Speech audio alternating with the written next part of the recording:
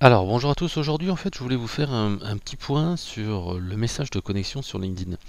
En effet, vous le savez, j'ai sorti une formation sur LinkedIn il y a très peu de temps et donc j'ai eu quelques questions sur comment on fait un bon message d'introduction et de présentation sur LinkedIn. Alors il y a quelques points clés et j'ai listé vraiment les points clés essentiels que vous pourrez retrouver dans l'article de blog sur le site Conseil Marketing. Donc en fait, la première chose déjà, c'est de mettre l'autre personne en avant de parler de vous. C'est ce que je vois vraiment trop dans des messages. Bonjour, je suis machin, blablabla. Non, ne parlez pas de vous en premier. Moi, à chaque fois, dans la plupart de mes messages, ça commence par j'espère que vous allez bien ce début de semaine ou en ce lundi, etc. etc. J'essaye toujours de faire quelque chose d'un petit peu contextualisé sur l'été, sur la semaine, sur le mois, etc. etc. Donc, déjà, on commence comme une conversation. Et c'est vrai que j'ai une de mes collègues qui me reproche toujours ça, mais qui me dit Fred, tu écris comme tu parles. Oui, j'écris comme je parle, et c'est exactement comme ça que je préfère les messages. Parce qu'une personne, elle ne doit pas faire un effort important pour comprendre le message. Par exemple, ma collègue écrit souvent en outre, c'est d'ailleurs, elle met des points-virgules, des machins, chose qui est pas du tout le message qu'on ferait de manière naturelle, et c'est pas un message qui passe très bien à l'écrit. Ça fait tout de suite écrit comme message et non pas un message de bienvenue. Vous devez penser à votre message de prise de contact sur LinkedIn, même par email. Par email aussi, les conseils que je vous donne vont être exactement les mêmes. Donc vous devez parler comme dans une conversation. Et c'est comme ça en fait que les gens vont se sentir obligés de répondre, ou en tout cas vont être incités à répondre. Donc première chose, commencez par mettre l'autre personne en avant. Ensuite, expliquez toujours la raison de ce message. En fait, que ce soit un message groupé, un message individuel, je vous écris parce que. Et là, en fait, le fameux parce que, c'est particulièrement important, puisqu'en fait, si vous avez lu comme moi le livre Influence et manipulation de Robert Cialdini, vous verrez que ça permet de justifier. En fait, c'est justifier de pourquoi vous lui écrivez. Et ce parce que peut être, par exemple, parce que nous sommes en contact en commun, parce que moi aussi je suis fan de ceci, cela. En fait, le parce que importe peu, mais c'est en fait le fait d'avoir parce que qui permet de justifier l'action. Ça a été prouvé via une étude qui était vraiment très simple. Donc en fait, c'était des personnes qui attendaient à une photo pour faire des photocopies et ils ont fait un test. Le premier test c'était bonjour, est-ce que je pourrais passer devant vous? Et en fait, forcément il y avait un taux d'acceptation qui était faible. Ensuite, c'était bonjour, est-ce que je pourrais passer devant vous parce que je dois faire des photocopies de manière urgente parce que j'ai un examen demain et j'ai peur de ne pas réussir, blablabla. Donc là, il y a bien sûr un taux d'acceptation qui était encore meilleur parce que la personne avait dit parce que plus une justification qui était importante.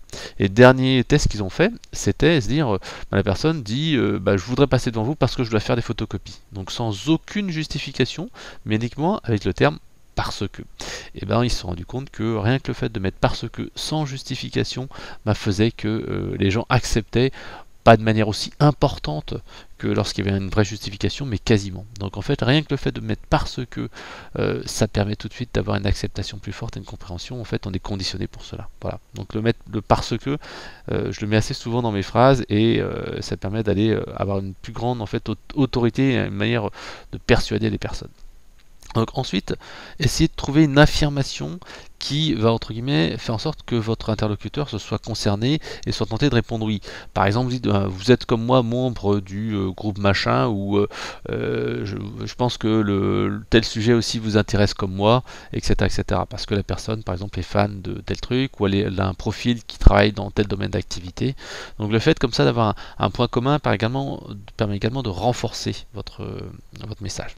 Alors par contre, s'il y a une chose à faire, c'est essayer de limiter votre texte. Là, je vous dis, tiens, faites ci, faites ça, mais n'oubliez pas que votre texte va être le plus court possible. Moi, en fait, j'ai eu un échec il n'y a pas très longtemps, puisqu'en fait, j'invitais des personnes à un web séminaire et en même temps, je leur proposais de télécharger une étude.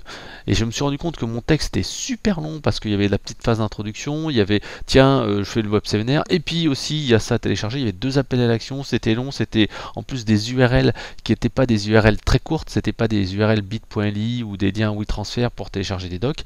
Et en fait, je me suis rendu compte que c'était trop long. Donc il faut vraiment faire attention à ce que ce soit très court, le plus court possible, et avec des liens raccourcis pour que ça soit vraiment très simple, et des liens qui donnent envie.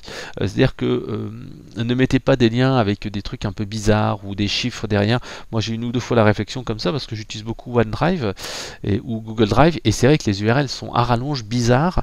Alors maintenant j'utilise bit.ly ou d'autres types de raccourcisseurs d'URL pour que ça soit une URL qui soit beaucoup plus clean, et quand je mets un lien de téléchargement, je ne mets plus OneDrive, mais je mets plutôt un lien WeTransfer qui donne tout de suite beaucoup plus confiance. Voilà. Donc limiter le texte, souvent c'est un message avec un objectif et un appel à l'action. Comme je disais, mon exemple avec le web séminaire plus le truc à télécharger, il y en avait trop. Il vaut mieux faire soit un seul message et dire qu'est-ce qui est le plus important, ou alors faire deux messages mais espacés. Ne faites pas trop de messages non plus. Par exemple, moi j'avais fait un test où j'avais envoyé, je crois que c'était en 3 mois, j'avais dû envoyer 3 messages à une liste ciblée, vraiment très ciblée de contacts sur LinkedIn, et j'avais eu, allez, on va dire 1 pour 1000 de gens qui me disaient attendez, vous me spammez. Et je disais 3 messages en 3 mois, j'ai pas l'impression de spammer, mais ok, je comprends. Et j'avais supprimé la personne de mes connexions pour éviter en fait de renvoyer d'autres messages. Voilà. Donc c'est important de se dire attention à devoir bien un objectif, un appel à l'action, et une phrase, bien sûr, une idée par paragraphe, pas 2 idées par phrase comme d'habitude.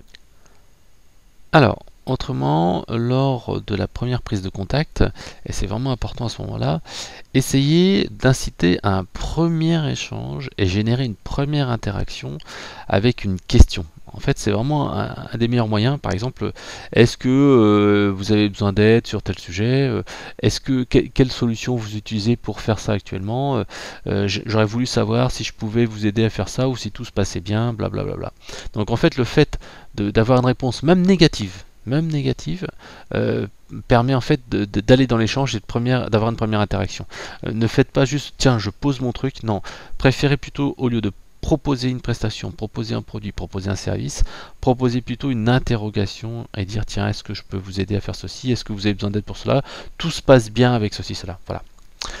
Sur la fin du message, surtout celui de prise de contact, mais également tous les autres, finissez toujours par une formule de politesse, et si possible donc contextualisée et plutôt naturelle, comme je disais, plutôt à l'oral. Par exemple, je vous souhaite un excellent lundi, un excellent début de semaine, je vous souhaite un excellent début de novembre, etc., etc. Là encore une fois, ça permet d'avoir quelque chose qui va être plus naturel, et pas en fait un message où on dit cordialement ou un truc comme ça. Souvent je dis bonne journée, bonne soirée ou des choses comme ça qui sont beaucoup plus sympas et qui tout de suite passe mieux qu'un cordialement ou des choses comme ça qu'on voit encore un peu trop souvent. Voilà. Autre point, si jamais vous faites un envoi de message qui est entre guillemets un peu pushy, imaginons que vous avez une base de contact sur LinkedIn et que vous leur envoyez un message de masse, faites attention à ne pas en fait faites attention plutôt à vous excuser par avance.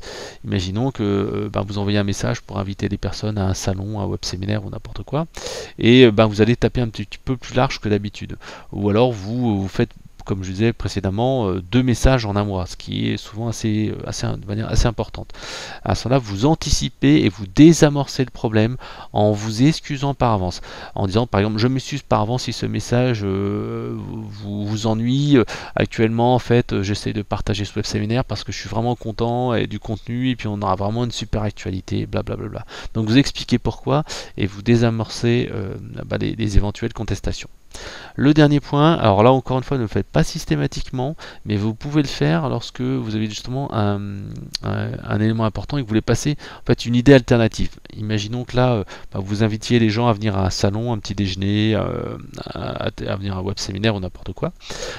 Vous pouvez en fait avoir une seconde chance, en fait moi j'appelle ça le filet de sécurité, avec un PS, un post-scriptum, où vous allez en fait proposer un petit truc. Alors ça peut être par exemple un bonus, si vous passez sur le salon, d'ailleurs je ferai une dédicace de livre papier, ou par exemple tiens si vous n'êtes pas disponible pour le websem, je peux vous envoyer le replay ou un truc comme ça, ou si vous avez besoin d'aide pour le web séminaire, je peux vous aider. Alors bien entendu, il y a un petit truc qui est astuce que j'ai commencé à avoir avec pas mal d'expérience là-dessus. Si vous proposez dès le départ aux personnes, par exemple, de venir à un web séminaire, et si à la fin vous dites, ben, si vous n'êtes pas dispo, je peux vous envoyer les slides, et bien en fait vous allez perdre une partie de l'audience. Pourquoi? Parce qu'il y a pas mal de gens en fait qui vont vous dire juste un merci, d'accord, mais qui vont jamais s'inscrire à votre web séminaire ou venir à votre événement. Donc en fait, profitez des gens qui répondent juste merci, d'accord, et là vous rebondissez dessus en disant, bah, est-ce que vous avez besoin d'aide pour l'inscription, ou sinon si vous n'êtes pas dispo, je peux vous envoyer le replay et les slides par email. Et là en fait vous allez voir que vous allez avoir un taux de réponse qui va être assez drastiquement important. Je pense que vous faites au moins 50 à 75 voire parfois 100% d'inscription entre guillemets en plus avec cette petite phrase magique, puisqu'en fait les gens qui sont un petit peu engagés en disant oui, merci, etc., quand vous leur dites bah, attendez, est-ce que vous voulez les slides ou le replay, ou est-ce que vous voulez de l'aide pour l'inscription, ils vont dire bon allez, ok, d'accord, allez, envoie-moi le replay. Et donc en fait vous allez choper comme ça un peu plus de gens. Autrement, vous pouvez également aussi utiliser ce post-scriptum pour contextualiser et créer une connexion avec la personne. Par exemple, vous avez une personne qui a un profil avec des trucs et vous vous rendez compte que la personne a fait ses études à Rennes, vous dites ah, bah tiens, vous étiez aussi à l'AE, j'ai trouvé vachement sympa, qu'est-ce que vous avez pensé de vos premières années à Rennes, ou un truc comme ça. Ou alors vous pouvez être contextualisé en disant tiens, vous avez travaillé également dans machin, j'ai des collègues qui ont travaillé là-bas, comment ça s'est passé, blablabla. Enfin bref, vous voyez un petit peu l'esprit. Le post-scriptum comme ça est un outil qui peut être très intéressant pour créer un petit peu de lien, en particulier si vous avez des cibles un petit peu grand compte et que vous ne souhaitez pas faire de la masse, mais vous souhaitez vraiment sortir de l'ordinaire. Vous ne voulez pas faire comme tous les autres qui envoient des messages promo, mais vous souhaitez vraiment créer une connexion et faire en sorte que la personne vous réponde.